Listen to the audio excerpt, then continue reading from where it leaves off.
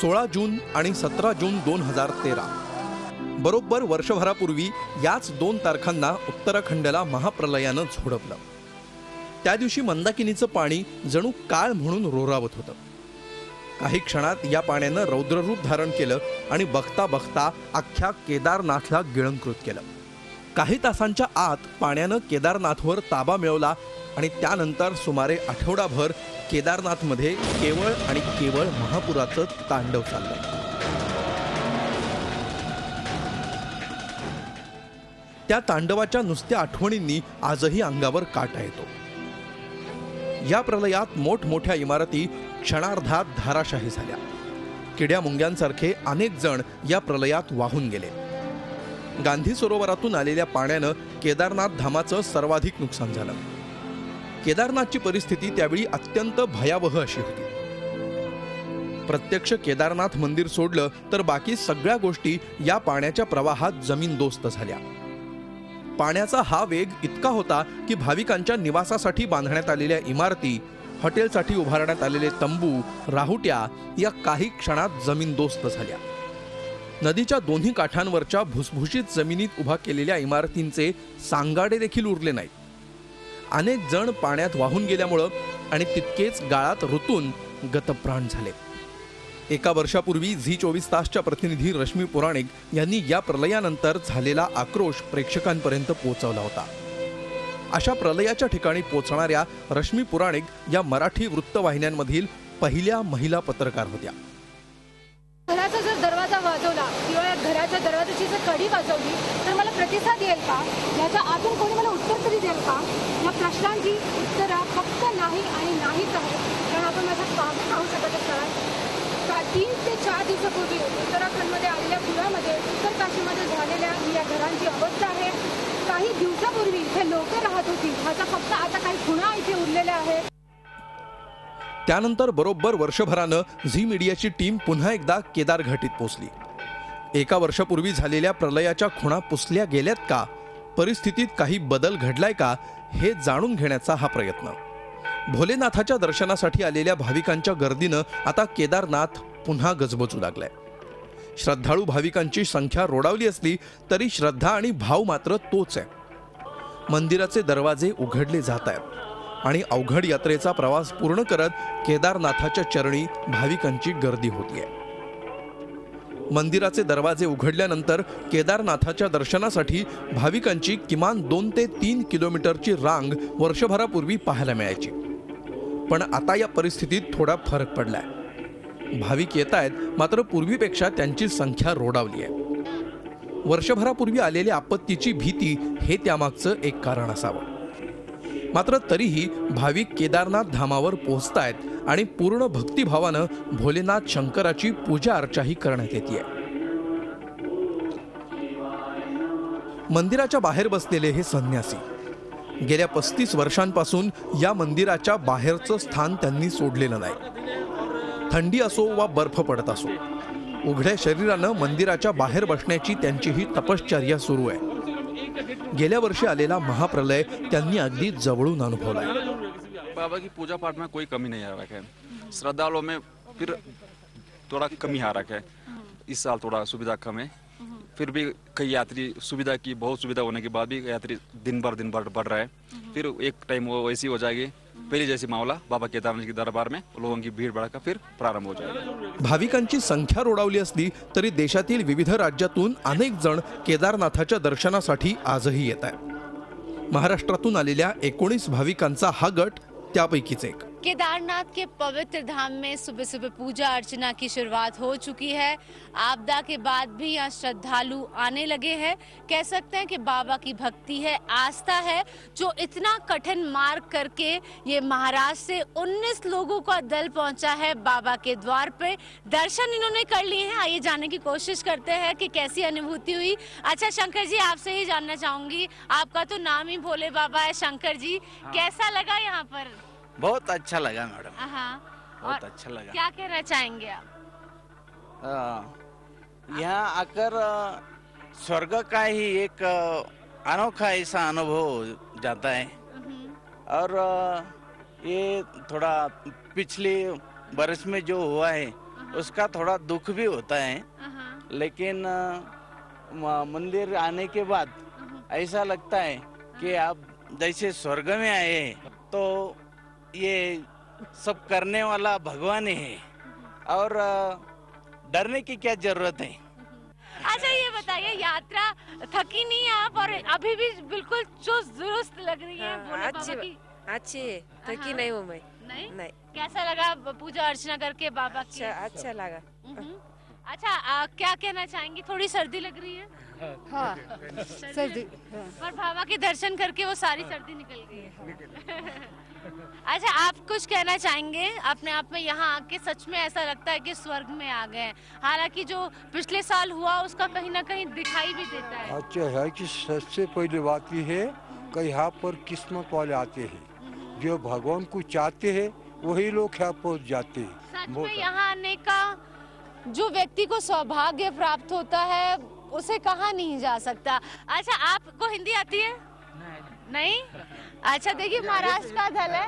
अच्छा इनको हिंदी आती है, इनसे बात करना चाहेंगे। अच्छा आगे थोड़ा सा आ जाइए, क्या कहना चाहेंगे? सुबह सुबह ही आपने दर्शन कर लिए बाबा के।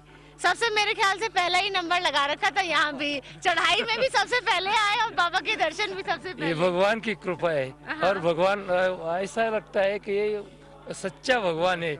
ये लोग अंधश्रद्धा कहते हैं, लेकिन ये सच्चा भगवान है। ये देखो मंदिर एक पढ़ा। ये बताइए, एक साल पहले जो इतनी ज्यादा तबाही आई, उसने आपके हौसले थोड़े से, आपको डर का एहसास हुआ कि कभी इस बार भी ना कुछ भगवान? नहीं, भगवान है तो डर नहीं।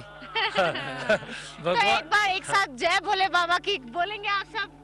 जय भोलेनाथ, जय भोलेनाथ बाबा की जय, केदारनाथ महाराज की जय। तो आप देख सकते हैं कितना ज्यादा यहाँ आस्था है, भक्ति है, और जो भी कुछ पिछले साल हुआ उस सब से परे ये जो भक्तगण है लंबी चढ़ाई करके आए हैं, लंबी यात्रा करके आए हैं, लेकिन अपने आप में कह सकते हैं कि भोले के दर्शन करके वो पूरी थकान, वो पूरी जो एक तरह से परेशानी हुई, अपने आप छूमंतर हो गई। केदारनाथाच्या मंदिरात पुन्हा एकदा जय भोलेनाथचा गजर निनादू लागलाय। पूजा अर्चाही अत्यंत श्रद्धेनं सुरू झाली आहे। मात्र गेल्या वर्षी झालेल्या महाप्रलयाचे पडसाद आणि त्याच्या खाणाखुणा केदारनाथच्या प्रत्येक कानाकोपऱ्यात पाहायला आणि अनुभवायलाही मिळत आहेत। अजूनही केदारनाथमधील रहिवाशांच्या अंगावर त्या प्रलयंकारी प्रवाहाच्या आठवणींनी काटा उभा राहतो। केदारनाथमध्ये गेल्या वर्षी आलेल्या प्रलयानंतर केदारनाथ धामाचं रूपच बदलून गेलं होतं। ज्या ठिकाणी भाविकांची गर्दी, भोलेनाथचा गजर आणि हॉटेल दुकानांची गर्दी होती, ते सगळंच या प्रलयात उद्ध्वस्त झालं। संपूर्ण केदारनाथ धामावर एक मरणकळा पसरली। अशा वेळी आशेचा किरण दिसत होता तो सरकारकडून आणि प्रशासनाकडून। पुन्हा एकदा केदारनाथला त्याचं पुनर्वैभव प्राप्त करून देण्याचं मोठं आव्हान त्यांच्यासमोर होतं। केदारनाथमध्ये झालेल्या प्रलयानं इथलं जनजीवन पूर्णपणे उद्ध्वस्त करून टाकलं होतं।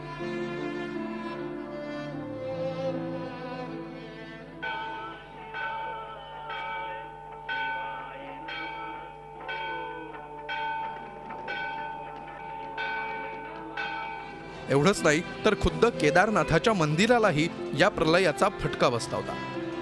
या मंदिराचंही या प्रलयात नुकसान झालं होतं। पुरातत्व विभागानं एका वर्षानंतर केदारनाथ मंदिराचं नेमकं काय काम केलं?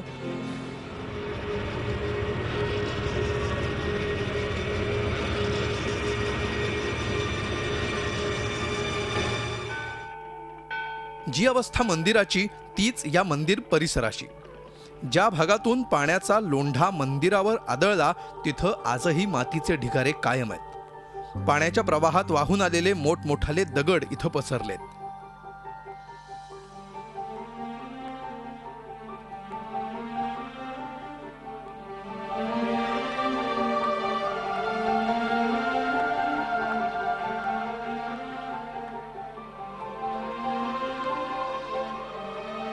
स्थानिकांच्या म्हणण्यानुसार ज्या दगडामुळे मंदिर वाचलं तो मोठा दगड अजूनही त्या प्रलयाची आठवण करून देतो। मंदिराच्या प्रवेशद्वाराजवळच कधी काळी भरपूर दुकानं होती। या रस्त्याला अनेक धर्मशाळा होत्या, पण आज हे सारं भूतकाळात जमा आहे। गेल्या वर्षभरात इथं काही सुधारणा करण्याचे प्रयत्न प्रशासनानं केलेत, पण तेही अपुरेच आहेत. आणि आसपासची दुकानं, त्यामुळे सगळ्याच परिसराला एक जिवंतपणा आलाय. पण हे झालं आजचं चित्र. काही दिवसांपूर्वीचं चित्र मात्र अगदी वेगळं. सर्वत्र भीषण शांतता, सारं काही उद्ध्वस्त झालेलं.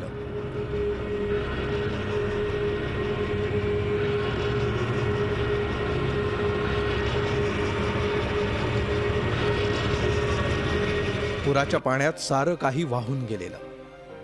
1 वर्ष लोटलं असलं तरी त्याच्या खुणा आजही इथे दिसतायत. 1 वर्ष झालं असलं तरी केदारनाथच्या परिसराची अजूनही म्हणावी तशी साफसफाई झालेली नाही. रस्त्याच्या आसपास अजूनही ढिगारे तसेच आहेत आणि त्यातून येणारा दुर्गंधही. केदारनाथला त्याचं पूर्वीचं रूप मिळवून देण्यासाठी अजूनही कुठलीच ठोस उपाययोजना प्रशासनाकडे नाही. सरकार से जो भी निर्देश होते हैं, अभी इसमें कोई ऐसा निर्देश नहीं है कि क्या होना है. अभी हमारी जो रिपोर्ट जाएगी तो गवर्नमेंट के स्तर पे ही इसमें उच्च स्तर से जो भी निर्णय होता है, यहाँ की जो भी रिपोर्ट आती है, जो भी उच्च स्तर की जो यहाँ कई वैसे जो विशेष जांच दल आए हैं, तो उनकी जो रिपोर्ट जाएगी उसके ऊपर गवर्नमेंट जो भी अध्ययन करके क्या निर्णय लेते. 1 वर्षापूर्वी निसर्गानं रौद्र रूप धारण केलं आणि या परिसराची वाताहत झाली.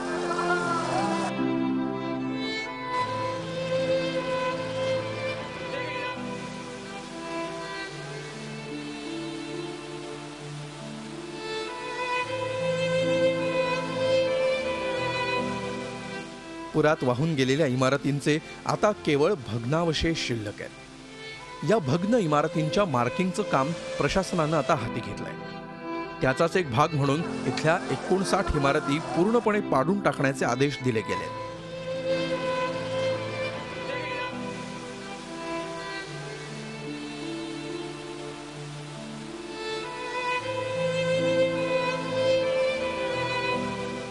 केदारनाथ मधल्या 182 धर्मशाळा तसंच इमारतींना धोकादायक घोषित केलं गेलंय. त्यातही काही अति धोकादायक आहेत. तो इसमें ये देखना है कि गवर्नमेंट को की जो वेरी डेंजरस है उसको शायद ये भी हो सकता है उनको जो कंस्ट्रक्शन है वो ध्वस्त किया जाए. 1 वर्षानंतरही आजही इथल्या स्थानिकांच्या डोळ्यात त्या निसर्गाच्या रौद्र रूपाची भीती कायम आहे. पुरात सारं काही गमावलेल्यांचं दुःख आहे, मात्र त्याचबरोबर एक धूसर आशाही आहे.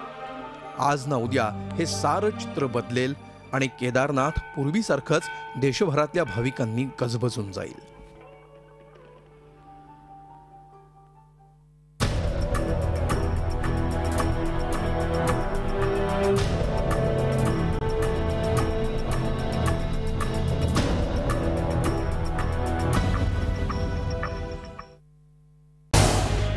झी 24 तास रहा एक पाऊल पुढे.